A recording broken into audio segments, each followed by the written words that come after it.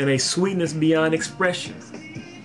There's a great peace there, the peace of God, which passeth all understanding, and fills the whole being with satisfaction. This is the point in consciousness where the inflow or original substance takes place. The substance center is physically a nerve center just back of the stomach. Spiritually, it is the soul's realization of the unfailing substance of divine mind. The one way to Jerusalem, the city of peace, is the Christ way. Perfect expression of all the mental faculties, disciples, under the dominion of the I am. See Luke chapter 17, verse 11. We all long for the state in which we shall have peace. Jeru, the first part of Jerusalem, means founding, constituting. Salem, the latter part of the word, means peace, quiet, safety, harmony, prosperity. We are on the way to the attainment of peace when we identify ourselves with the Christ idea, originally called Jehovah, I am. Jesus is going up to Jerusalem from Matthew chapter 20, verse 17, means taking the last step in unfoldment preparatory to the final step, when a personality is entirely crucified and the Christ triumphs.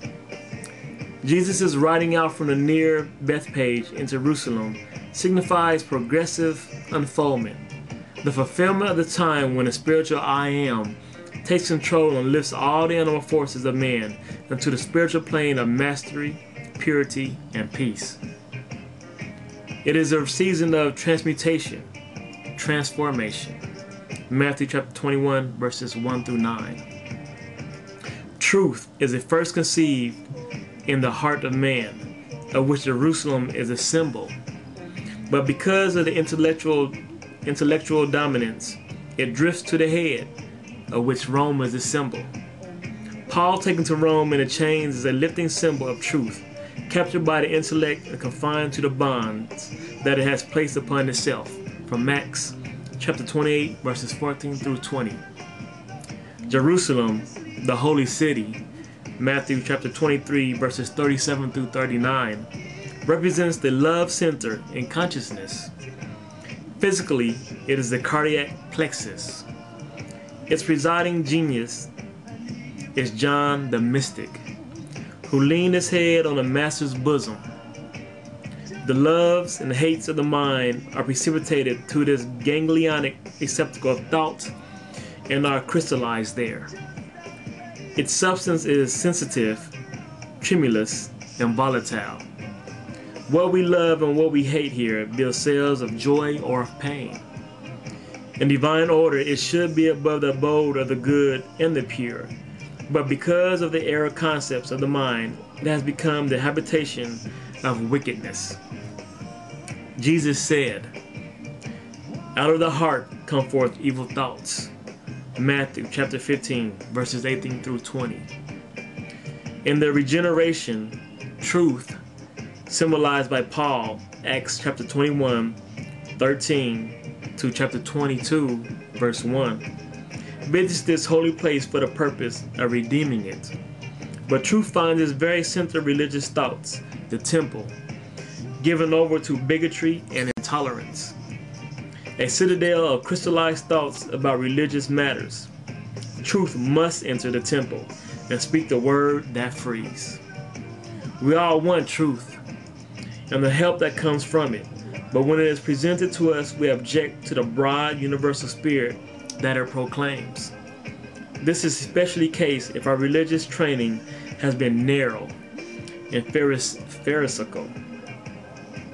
The Jews were taught that they were the chosen people and that all others were barbarians. This is the foundation of the caste system. When man begins in thought to believe himself better than the other man, he makes a place in his body that is the dwelling of this thought of superiority. Next, this separation extends to environment. Separation in physical sense follows. Temples are built with partitions, and whoever dares to transgress these walls meets opposition. When truth comes to one who is in the fixed state of mind, there is a tumult in the temple. Fear that the rites and customs of the church will be interfered with is uppermost. The teachings of those in authority and the customs and beliefs of the past are more weight than reason and logic. An innovation of methods of thought is resisted. The whole religious nature is moved. Thought runs to meet thought. And a concentration of resistance is set up in a mind that forces truth right out and closes the doors, as described in the 30th verse. Many people wonder why they do not develop divine love more quickly. Here's the reason. They make a wall of separation between a Jew and a Gentile, the religious and the secular, the good and the bad. Divine love sees no such difference between persons. It is principle.